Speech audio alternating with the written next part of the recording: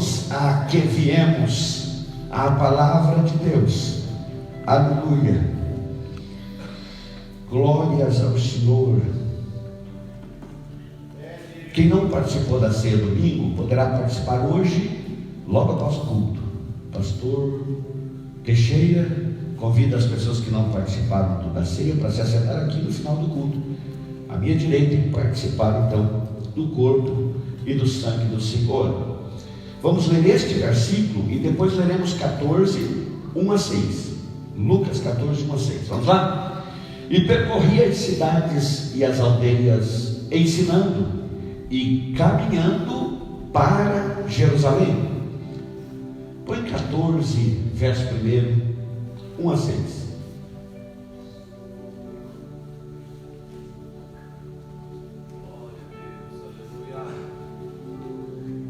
Bom, vocês estão com a Bíblia aberta? Vamos ler.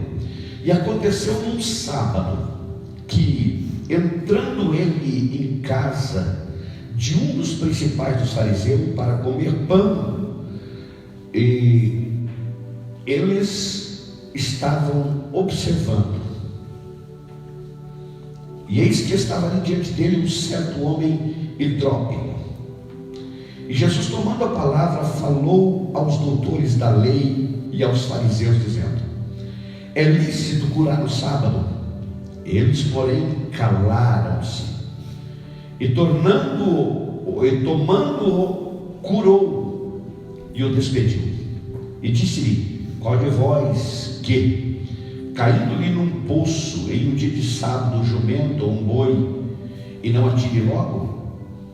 E nada lhe podiam replicar sobre isso. Amém? Tome o seu assento adorando o Senhor. Meus queridos irmãos, hoje esta segunda parte muito importante sobre características do ministério de Jesus. Jesus, enquanto ainda na Judéia, em Jerusalém, que foi o período do final do seu ministério terreno, ele ensinou, ele curou e ele propagou o evangelho do reino de Deus. Mas no texto que nós lemos, nós avançamos um pouco, porque ele sai em direção a Jerusalém e ele passa em Pérea, que era uma província localizada a leste do Mar Morto, atravessando e subindo o Jordão no sentido norte, onde havia só judeus puros. Pérea era um lugar onde havia judeus sem mistura, não havia outras raças, eram judeus de origem e de sangue puro. Hoje não. Hoje a população de Pérea, que não se chama mais Pérea, é uma população mista. E este lugar que nós estamos falando, onde Jesus passou no seu início de caminhada para Jerusalém, que foram os 3 últimos dias da vida de Jesus. Esse local é a Jordânia, que exatamente onde faz a fronteira com Israel. Hoje é uma população totalmente mista, mundialmente falando, mas naquela época Jesus se preparava para enfrentar os judeus. E enquanto ele está em Pérea, neste local, chegou um homem para Jesus e disse: Senhor, são poucos os que se salvam. Deu um tom de pergunta, mas ele estava esperando uma resposta afirmativa de Jesus. Quando ele pergunta: são poucos os que se salvam? Ou ele afirma: são poucos os que hão de se salvar? E Jesus, em vez de responder essa pergunta, pela sua sabedoria, ele, entendendo que aquele homem estava sabendo do fermento dos fariseus, no tocante à salvação, no tocante ao Messias, no tocante ao Cristo, a Jesus, e muitas discussões haviam com relação a essas doutrinas do Mestre Jesus. E então aquele homem, tomado por dúvidas, ou quem sabe um tanto sagaz, ele pergunta a Jesus, ele replica a Jesus dizendo: são poucos os que se salvam. E Jesus então muda o destino do assunto, e em vez de responder a pergunta se era muito ou pouco, Jesus começa a falar o que era necessário para se salvar, e deixou um julgamento de que seria muitos ou poucos para aqueles que ouviram Jesus falar sobre o que era necessário para a salvação. E eu vejo aqui uma sabedoria extraordinária da parte de Jesus. E no verso 24, Jesus começa a dizer: esforcem, respondendo a pergunta do homem, esforcem vigorosamente para entrar pela porta estreita. Jesus está respondendo a pergunta dele. Esforça-se para entrar pela porta estreita. E cá para nós, sem dúvida nenhuma, o céu é tomado pela força, é tomado à força. Nós devemos fazer muito esforço para entrar por esta porta, que não muitos entrarão, porque ela é estreita, mas a gente precisa se esforçar. Jesus está dizendo: esforcem vagarosamente. E ele ilustra o seu ensinamento, aquele homem, falando sobre o dono de uma casa que se levantou e trancou a porta antes de se deitar, trancou a porta. Mas chegou alguém e diz: abre-nos a porta. Você vê, está aqui, eu só estou aplicando uma linguagem mais de agora. Abre-nos a porta. E o dono dessa casa respondeu: não sei quem são vocês. Eu não sei quem são vocês. Afaste-se de mim, todos vós que praticam a injustiça. Então Jesus começa a trabalhar esse texto que a gente conhece, e na verdade isso tipifica alguém que chega sempre atrasado, alguém que tipifica alguém que chega sempre quando as coisas já aconteceram. Alguém chegou e bateu na porta daquele senhor quando ele já tinha fechado a porta e tinha se recolhido já. E eu entendo que muitas pessoas na igreja, aplicando para os dias de hoje, poderiam se beneficiar do estudo da palavra de Deus, poderiam se beneficiar da aplicação da palavra de Deus, mas no entanto eles chegam atrasados. No entanto, eles chegam atrasados na questão de QI, de informação, não na questão de horário, mas chegam atrasados na questão de saber, de conhecer as Escrituras. Irmão, a igreja poderia estar lotada, poderia estar faltando cadeiras, se bem que compramos a mais, um tanto a mais, mas muitas pessoas estão assim, e quando elas se lembrarem de bater na porta, talvez a porta já vai estar fechada, a porta do ensinamento genuíno, a porta da palavra esmiuçada, a porta da palavra explicada. Pode ser que seja um dia que haja e a gente sinta saudade das terça-feiras. Pode ser que seja um dia e a gente sinta saudade disso tudo. A porta se fecha de algumas coisas de vez em quando, e isso não é especificamente da parte sobrenatural, é porque é o curso da história.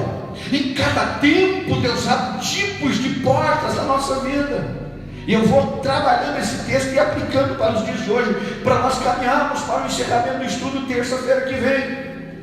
Então, muitas pessoas têm as tais riquezas, as portas estão abertas, mas pelo atraso, pelo não querer, pelo achar que sabe demais, por desconsiderar a palavra, a razão de não querer entender a palavra de Deus, os farão precisar passar pela porta, mas ela já estará fechada. E outros perdem a oportunidade de se aproximar de Deus, de se tornar íntimos de Deus. Na verdade, às vezes as pessoas deixam de se tornar íntimos de Deus pelo seu próprio ego, pela sua própria vontade, e muitos pelos seus medos. E aí você pode dizer: pastor, medo do quê? Medo de cair do pódio, medo de perder a posição, medo de ser mais brilhante do que os outros, ou menos brilhante do que os outros. Pastor, só está falando coisa de outro mundo? Não. Existem pessoas que atrasado chega, não entender a Bíblia, que tem medo de perder o brilho, que tem medo de perder a posição, que tem medo de perder o nome, a postura, de perder as suas razões pelo que faz a obra de Deus. Porque se alguém aqui faz a obra de Deus pelos cargos, pelas posições, ou pela carteira de obreiro que a igreja pode dar, está redondamente enganado com o que é servir a Cristo. Os medos lhe fazem correr riscos de deixar de servir e querer ser servido. Quantas pessoas estão na posição e perderam o foco principal? Perderam o foco principal de que é servir, e agora querem ser servido. Mas que venham ter uma lição conosco aqui, durante o dia, durante a noite, que venham ter uma lição de prática do que é servir. Aleluia. E essa prática é importante, porque as pessoas que chegam atrasado no entender, no fazer, no querer. E Jesus então está disciplinando aqueles escribas, aqueles fariseus, dizendo: um senhor fechou a porta e outros mais tarde chegaram. E a resposta foi: eu não vos conheço, eu não vos convidei. Mas cá entre nós, situações como essa são normal dentro da normalidade. São normal dentro de uma normalidade razoativa. A maioria das pessoas para quem Jesus foi enviado não o aceitaram. Há quantas pérolas que são roladas no outro, porque as pessoas não querem abraçar aquilo que Deus deu, preferem ficar travadas nas suas próprias razões. E há igrejas assim, há pessoas assim, há ministérios assim, há pastores assim, há presidentes assim. Mas é normal, como eu disse, dentro da normalidade. As pessoas que Jesus veio o rejeitaram, não aceitaram a maneira da provisão de Deus na vida de Jesus para a salvação da humanidade. E aí Jesus continua ensinando lições maravilhosas. E é importante ver cada passo de Jesus, porque está chegando a hora dele ser crucificado. E Jesus começa a dizer: e tem outra coisa, os primeiros serão os últimos, e os últimos serão os primeiros. E Jesus traz aqui uma inversão da ideia do que tinha o farisaísmo. Jesus traz a inversão de uma ideia que tinha os saduceus, os escribas, porque para ele primeiro tinha que ser o primeiro, e o último é o último. E Jesus está dizendo: olha, os primeiros seriam os últimos. Nesse contexto, os últimos seriam aqueles gentios e aqueles judeus que aceitaram a Cristo, mas que estavam oprimidos. Então eles tinham o direito de ser o último em tudo. E primeiro seriam os líderes religiosos da época, os escribas, os fariseus. E Jesus estava dizendo: olha, os primeiros serão os últimos. Jesus estava querendo dizer: os oprimidos, esses que vocês chegam diante de uma fonte e tomam água, todo judeu de sangue puro, mas o gentil tem que esperar na fila com uma canequinha para chegar na fonte e tomar um gole de água. Jesus diz: um dia isso vai inverter. A porta vai se abrir e os últimos serão os primeiros. Oh, aleluia! Jesus traz ensinamentos grandiosos nesta última caminhada dele. E é muito forte isso, porque a gente entende que Jesus estava trabalhando o final do seu ministério. Aleluia! Os últimos serão os primeiros. Então, meu irmão, não desanime. Não desista se você está sendo útil. Aleluia, não desista. A história pode mudar. Aleluia, louvado seja o nome do Senhor. E aí Jesus caminha mais um pouco, e alguns fariseus saem de encontro com Jesus. E o fariseu pseudo piedoso chega para ele e diz assim: Jesus, toma cuidado, porque Herodes quer lhe matar. Jesus, entendendo que quem falara com ele era da parte de Herodes, Jesus tendo essa ciência, Jesus para tudo e diz: como é que é? Não, Jesus, só estou falando porque eu quero lhe ajudar. Estou vendo que o senhor está indo para Jerusalém. O senhor passou algumas aldeias, e no caminho que o senhor vai dar em Jerusalém. E lá tem Herodes, e Herodes procura te matar.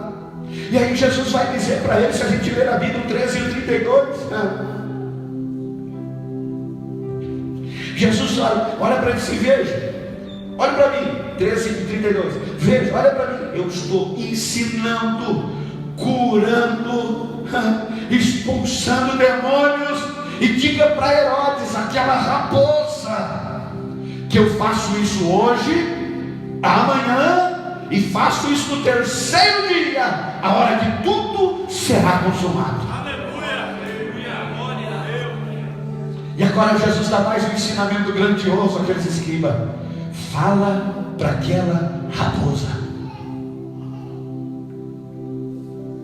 De quem Jesus estava falando? Herodes, matador de crianças, assassino de crianças, pedófilo, e outras, matador e assassino de profetas. Porque há pouco tempo tinha tirado a cabeça de João Batista. Diga para aquela raposa que eu estou curando, ensinando e expulsando o demônio hoje, amanhã e domingo, quando tudo será consumado. Oh, que lição gloriosa! Aleluia! Quando Jesus chama Herodes de raposa, ele não estava falando do animal, ele estava falando das características do animal: astuto, que dá um tapa e esconde a mão, que está nas sombras. Diga para aquela raposa, olha só, homem corajoso. E no ministério porta homens corajosos. O ministério não porta homens covardes e medrosos. Se a gente for copiar e identificar-se com o ministério de Jesus, nós temos que ser corajosos. Nós estamos vivendo um tempo, não em regra geral, mas quando você convida um obreiro, se espera aqui, ou vem aqui que eu quero falar com fulano de tal, cabra, ó. E medo. Preciso falar com causal tal, preciso falar com o osso tal, comigo tal. Obreiro, fica comigo, não precisa falar nada, é só servir de testemunha. Bora, deixa o pastor sozinho. Estamos rodeados muitas vezes de homens fracos. Jesus tinha coragem. Diga para aquela raposa. Obreiro não tem que ter medo de resolver problema, de tratar problema. Deus vai levantar um leão do meu lado e a gente vai esmiuçar o que tiver que esmiuçar. Mas Deus quer levantar você, obreiro, se antena. Aleluia. Agora, se você ficar tremendo para falar com o jovem da igreja que o obreiro é você, se você foge quando tem que falar alguma coisa, diga para a raposa. Diga para aquele camarada que só fica na sombra. Diga para aquele camarada que sai à noite danificar a vinha. Diga para aquele camarada que quando escurece tem uma lição nossa para correr o trecho. É isso que Jesus estava dizendo. Diga para aquele camarada perigoso, traiçoeiro, escondido. Diga para a raposa que eu vou continuar pregando, eu vou continuar curando, eu vou continuar ensinando, hoje, amanhã e depois de amanhã ainda. E diga para ele que eu estou indo em direção a ele. Glória a Deus. Aleluia. O senhor vai para Jerusalém? Vou. Já viu pelas aldeias que caminho é esse? Jerusalém, senhor. Diga para ele que eu me encontro lá. Mas eles vão tomar a sua vida, Jesus. Não, eu entrego. Ninguém me toma. Porque se eu não quisesse entregar, não ia por ali. Aleluia. Coragem. Coragem, uma igreja que está em crescimento. Nós temos que levantar com coragem, com unção, com poder, com graça, com glória. Aleluia. Porque às vezes a gente foca que Deus vai usar fulano e Deus usa Beltrano. A gente diz, esse é o companheiro. Deus vai dizer, não é esse que é o companheiro. Aleluia. Eu admiro o Mestre Jesus. Toda vez que eu falo sobre o ministério de Jesus, eu admiro. Aleluia. Ele não era manipulado pelas raposas da época, perigosas, astutas, traiçoeiras, mas ele não era manipulado por elas. Ele não vai ser pressionado por Herodes e nenhum office boy de Herodes que vinha trazer recado, nenhum estafeta de Herodes vai me adotar Jesus, nenhum. Manda um recado para ele que eu estou tranquilo, vou fazer tudo que o Pai me designou para fazer. Ele não vai ser pressionado por nenhum assassino, não. Ele não vai ser pressionado por nenhum homem, nenhum rei, nenhum imperador. Não. Que coisa linda isso. E ele vai cumprir o desígnio do Mestre Jesus, de acordo com o cronograma feito no céu. O plano para que ele foi enviado. Obreiros que me ouvem, obreiras, crentes, irmãos e irmãs, não fuja daquilo que você foi enviado. Pode haver muitas batalhas, muitas lutas. A estrada que Deus quer que você siga, muitas vezes não é uma estrada aplanada, não é uma estrada muito iluminada. Mas se Deus te chamou para passar por ali, no sentido ministerialmente falando, passe por ali. Passe por ali com coragem, com graça. Jesus deixou esse exemplo maravilhoso. E cá entre nós, não eram poucos os que queriam manipular o ministério de Jesus. Até na situação que eu citei terça passada, quando as crianças vieram abraçar Jesus, tentaram manipular, começaram a tirar as crianças. Mestre, teu ministério é coisa séria. Mestre, teu ministério não dá para ficar abraçando criança. Na cultura judaica, se assentar com a mulher em praça pública e conversar era sinal de fraqueza. Abraçar crianças era pior ainda. O homem não podia abraçar crianças. Afasta essas crianças de Jesus. Ele é um homem sério, ele é um rabino. A missão dele é muito importante. Não tira essas crianças. Jesus, deixa. Mais uma vez quebrando o protocolo, deixa vir as crianças. Aleluia. Para com isso, eu não vou me bitolar aos protocolos humanos. Aleluia, deixa vir as crianças. Porque alguns que rodeavam Jesus queriam ver Jesus ao seu molde, queriam ver Jesus ao seu jeito. Hoje a igreja não é diferente.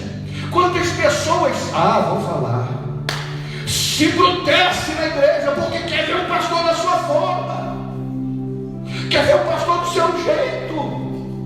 Quem é que dá, segundo ao escritor dos Hebreus, capítulo 3, se não me faz memória, quem é que dá pastor à igreja?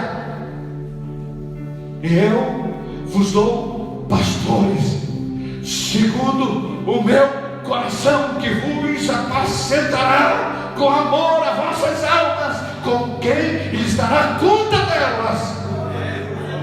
Jesus disse, eu vos dou pastores segundo o meu coração, não segundo o seu gosto, não segundo o gosto da panelinha da igreja. Deus dá pastor segundo o seu gosto.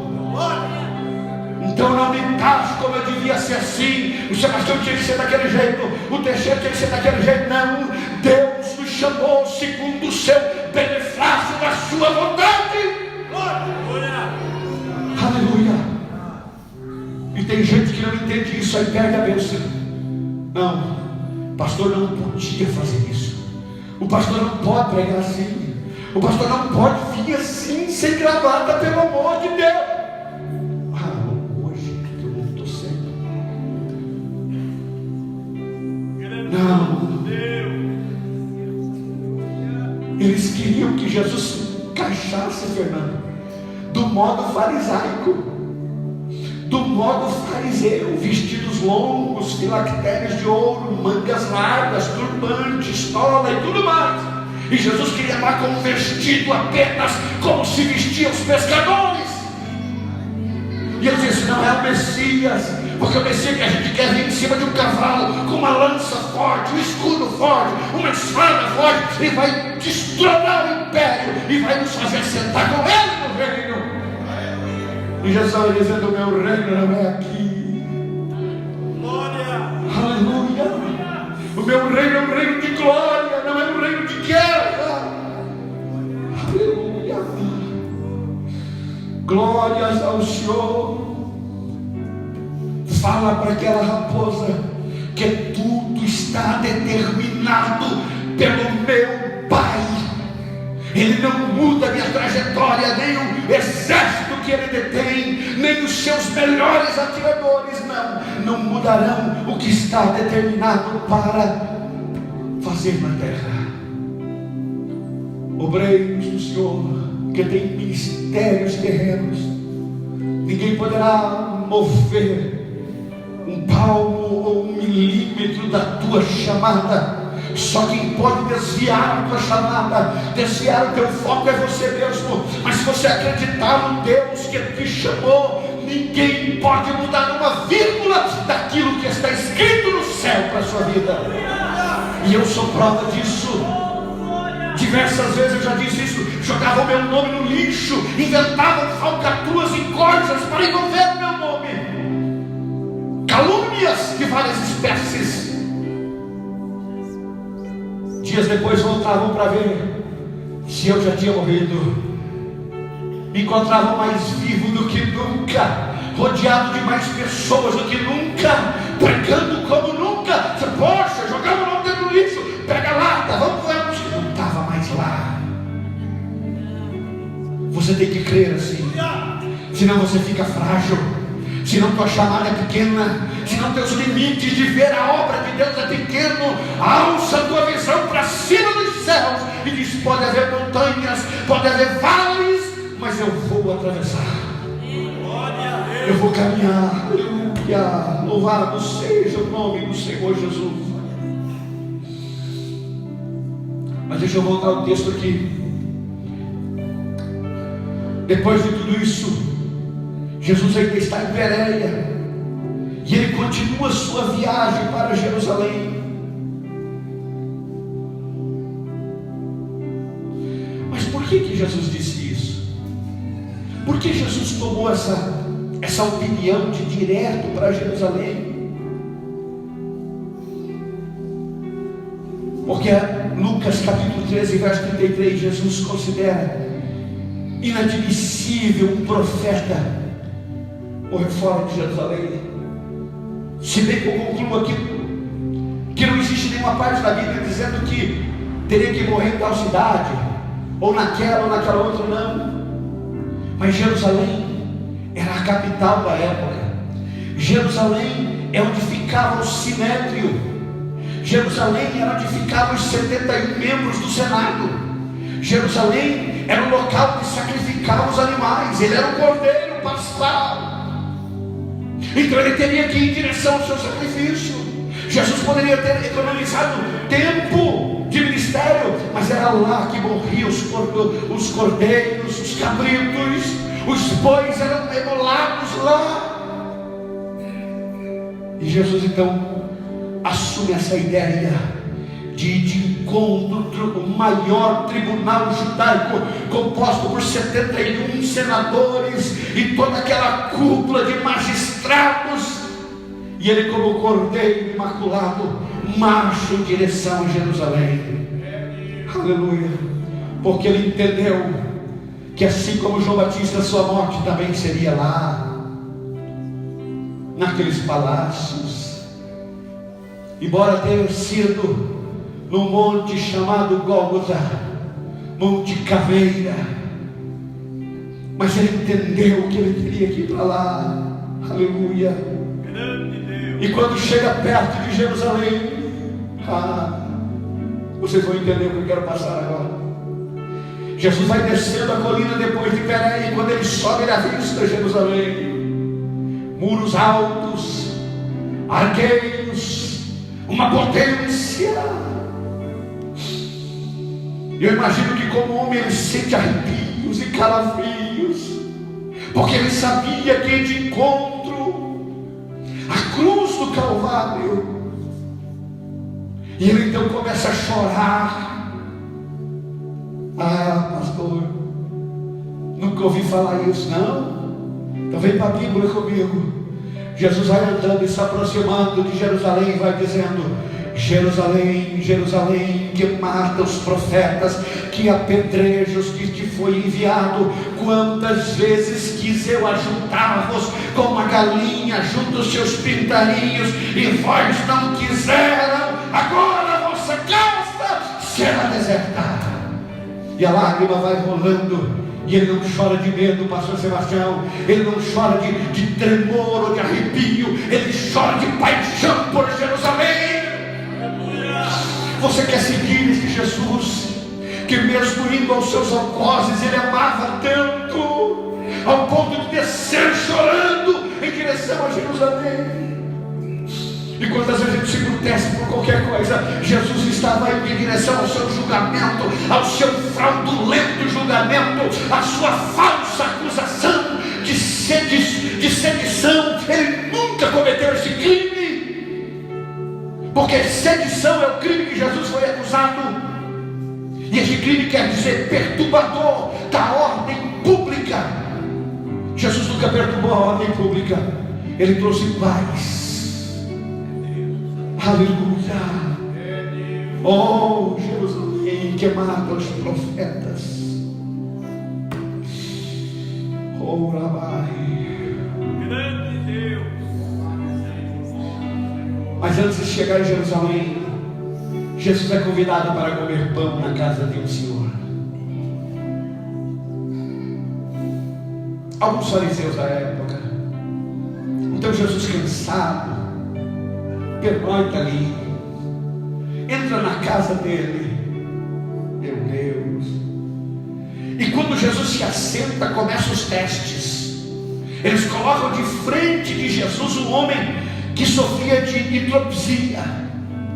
Hidropisia era acúmulo de líquidos no corpo, às vezes nas pernas e às vezes nos pés.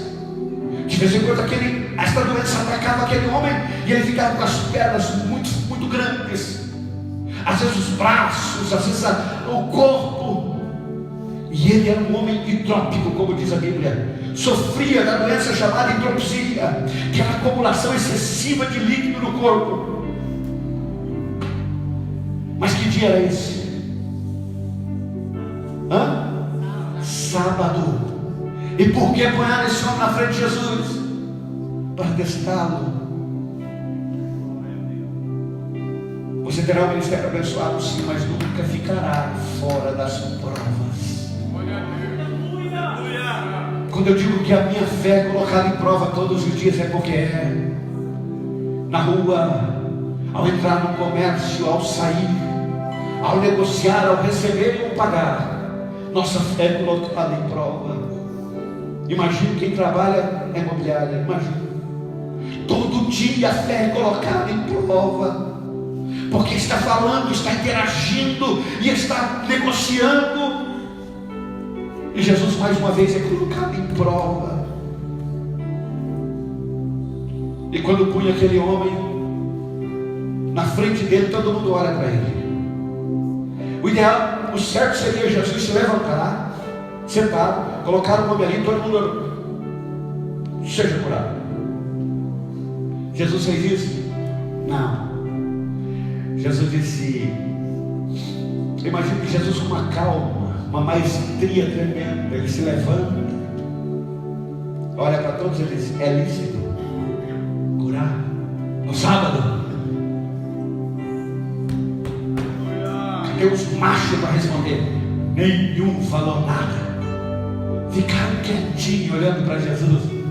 Esses Deus que eu respondo a pergunta de vocês, e se cair um bezerro numa vala, e se cair, meu Deus, um boi, não vão rapidamente tirá-lo? Não vão rapidamente buscá-lo de lá?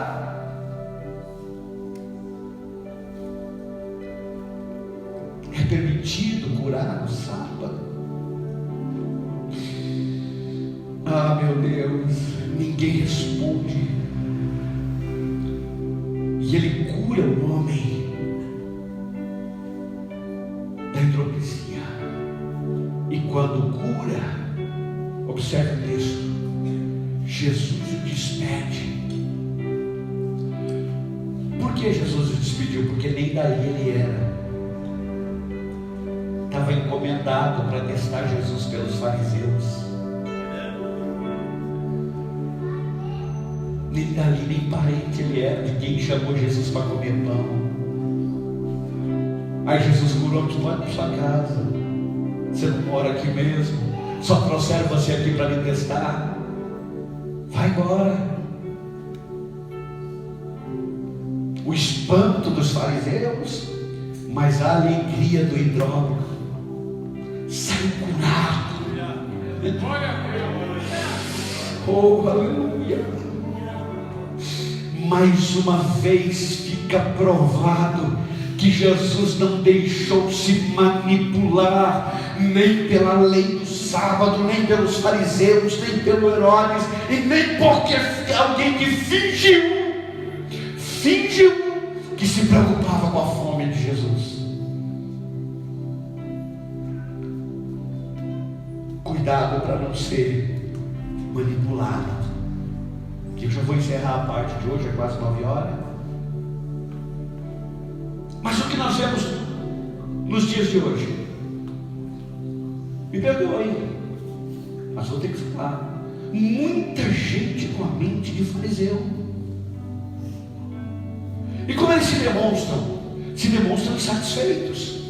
Porque uma das características principais negativas dos fariseus, se é que tinha positivo, era a insatisfação com Jesus. Eles eram totalmente insatisfeitos. Você não vai encontrar na Bíblia um fariseu que ficou contente com Jesus. Conhece alguém na igreja? Aqui não, né? Não tem. Mas talvez já conheceu alguém que é insatisfeito com quase tudo que acontece. Não, você não conhece. É muito raro, né? Não existe isso. É raro. Mas tem um pensamento farisaico, insatisfeitos. Mas daí faz igual os fariseus, uso da arte chamada, meu Deus, fingimento. Jesus chega, come pão com a gente. Não ande tanto assim, descansa na minha casa. Mentes farisaicas, dissimulados. E geralmente as mentes farisaicas, além de serem satisfeitas, fingidas, dissimuladas, elas agregam valores nelas próprias.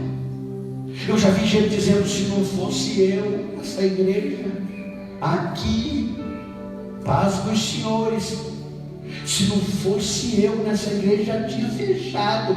Seu burro, se não fosse a presença de Deus, se não fossem as portas do inferno, que nunca terão poder sobre a igreja, não você nem eu.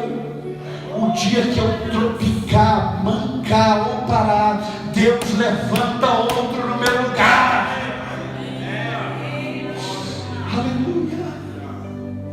E assim é vocês, sabem disso?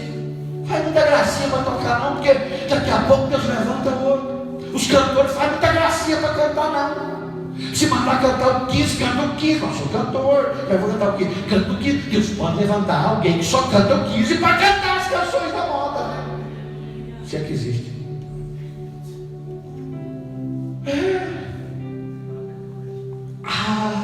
Esse pensamento, a mente farisaica atrapalha tanto. E geralmente hoje a ferramenta é outra. Antes eles iam para a sinagoga, botavam os vestidão de filactério de ouro e arrastando aquela coisa arada toda para a sinagoga para tramar contra Jesus. Hoje não. Hoje eles abrem o WhatsApp, o Facebook e começam a dissimular a ira disfarçadamente. E quando sim, não tem uma frase própria, tudo colada de outra demandada.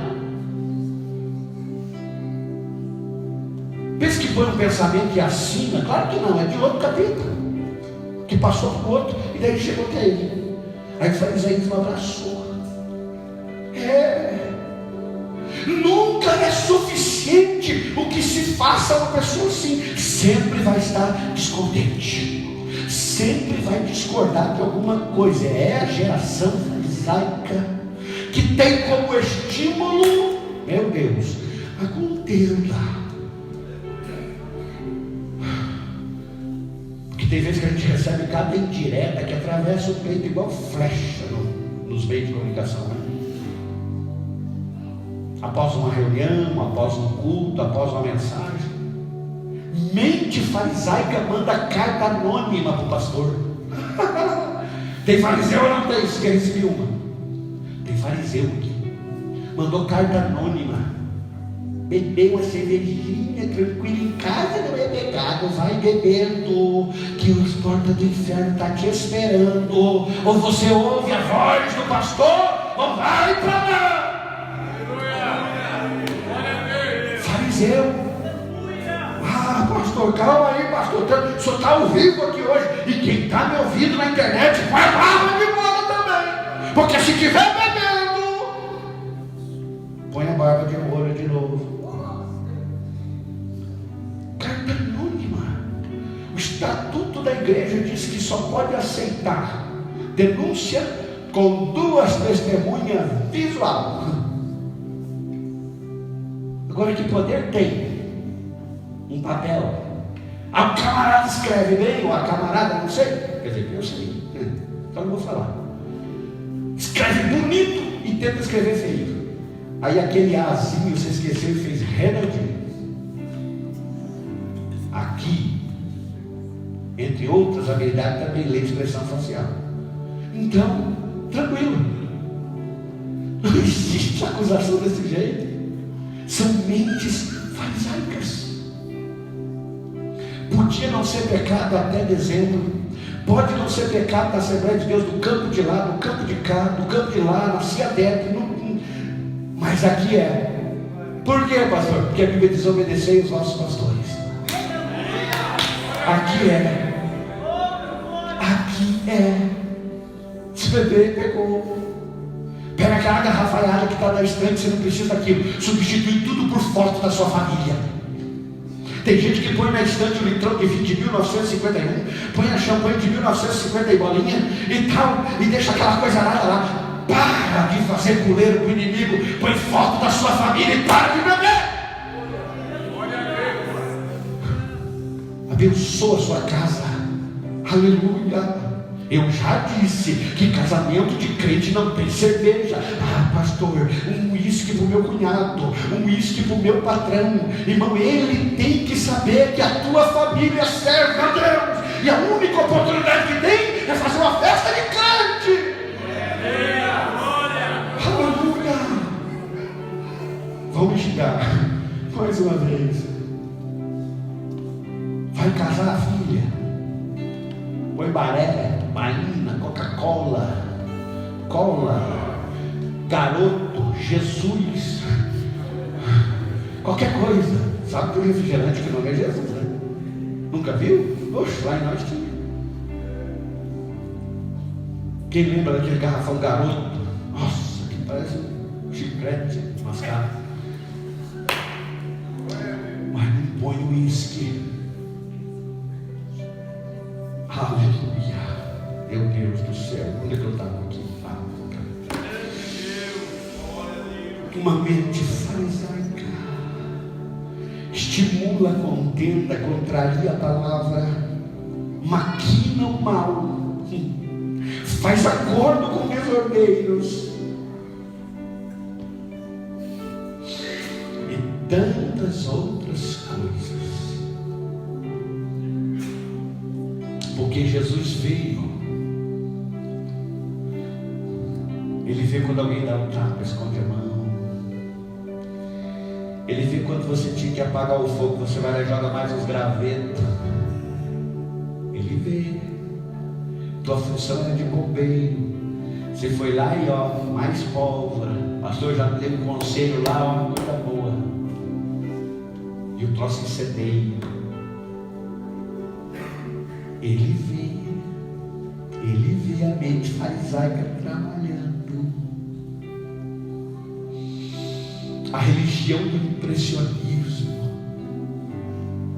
Irmão, não tente impressionar ninguém. Não seja dono da verdade. Não queira mudar um sistema que já existe e que está funcionando há muito tempo. Obedeça que é melhor.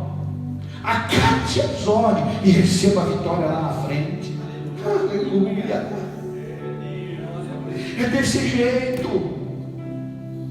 Jesus falava do fermento dos fariseus, uma ação, planejando o terreno, comprando as coisas que precisam ser compradas. Louva a Deus pela vida de vocês, mas faz parte do estudo bíblico. Glórias ao Senhor, porque a glória de Deus quer nos tomar aqui, irmãos. Aleluia. Eu sou assim, aqui dentro.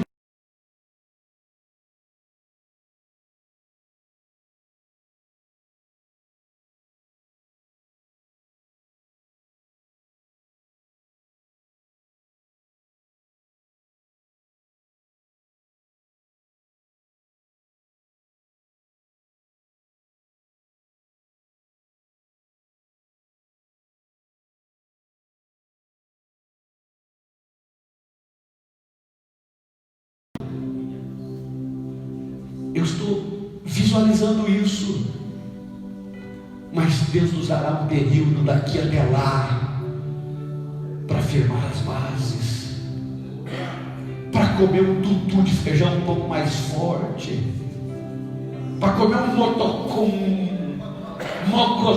Me ajuda aí, o menino que é de lá. Nós ficar no mingauzinho, aí a gente vai parar onde? A gente se conserta, põe a vida no prumo e começa a adorar o Senhor. Porque o fariseu, irmão, ele só está contente quando faz o que ele pensa que a gente vai fazer, ou faz o que ele quer. Fez o contrário, ele não sauda mais. Fariseu não sauda mais. Deus vai nos libertar de muitas coisas que atrapalhou o crescimento da igreja. E se a palavra não fizer, nada faz. Revelação e visagem não muda nada. E agora se levanta um punhado de profeta de meia tigela, que só profetiza a bênção, que só profetiza para as mulheres. Essa raça já era. Deus fala através do altar da igreja. Que negócio é esse, irmão? Que crente que adora ser enganado. Camarada não está em comunhão, chegou agora, está ali.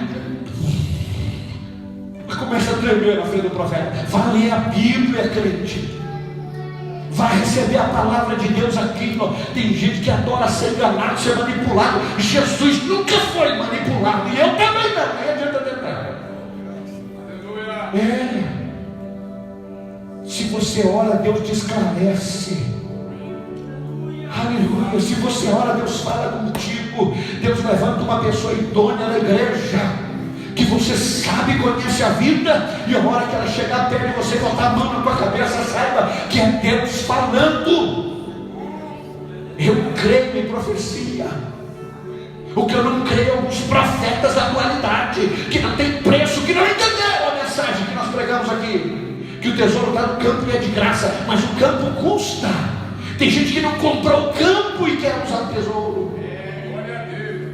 Ai meu Deus, vai doer terça que vem, que hoje não, né? Pensa na coisa fácil de ouvir e de pregar. Mano, tem que falar isso. Se eu não falar, quem vai falar? Você fala, Fernando? Isso que eu estou falando? Não fala. Você fala? Não fala. Não fala. Eu tenho que falar. Porque eu aguento o choro. Pode mudar. Mas enquanto eu estiver aqui, eu vou instruir a igreja e prezar por isso. Não espere outra coisa do pastor Paulinho Bragé. Eu vou estar sempre de olho em tudo. Eu vejo quase tudo aqui. Nem tudo eu me pronuncio, mas eu vejo tudo. E nós vamos caminhando para o céu. Nós vamos indo para a glória de Deus. Aleluia. Oh, aleluia. Glórias ao Senhor. Nós temos que encerrar agora, e terça-feira nós continuaremos. Vamos nos colocar em pé agora, meus queridos, e vamos orar ao Senhor. Se eu passar muito do horário,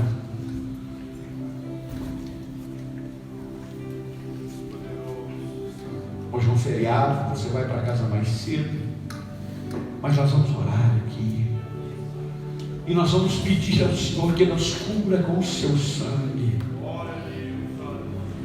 Escubra com o sangue de Jesus.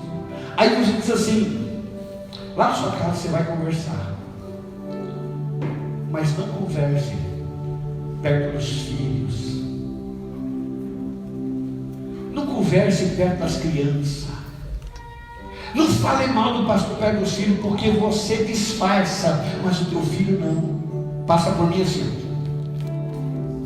passa por pastor.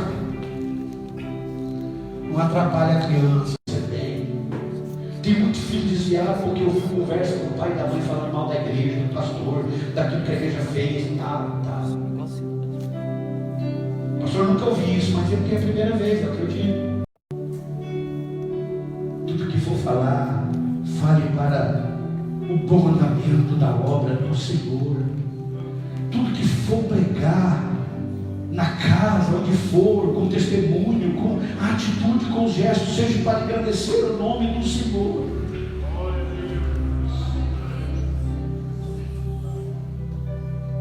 Vamos orar agora. Temos aqui um pedido de oração de alguém lá de Portugal.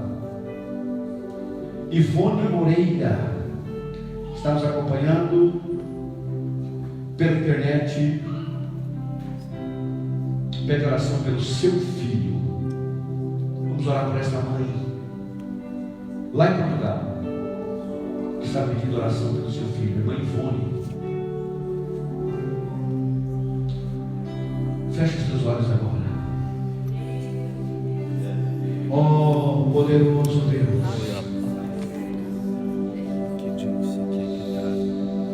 magnífico Senhor dos exércitos, poderoso Deus, grande na batalha.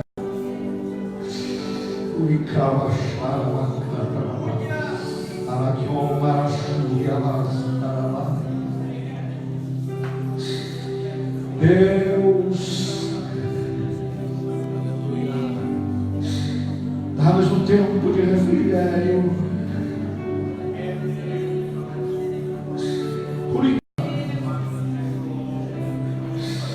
Oh Deus, atenta para a nossa oração. Senhor, a irmã Ivone, Pai, que está lá em Portugal, e tantos outros que estão pela internet, visita-nos agora pelo poder da Tua palavra, pelo poder do Teu nome, Senhor. Entra com providência neste filho que esta mãe não sabemos o que é, mas o Senhor sabe.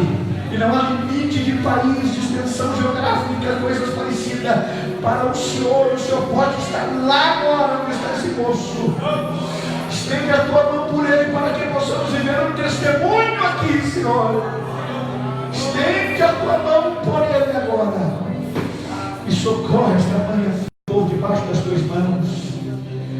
Salve sobre cada família, cada um dos teus filhos, no nome de Jesus Cristo. Amém, Senhor. Amém. Aleluia.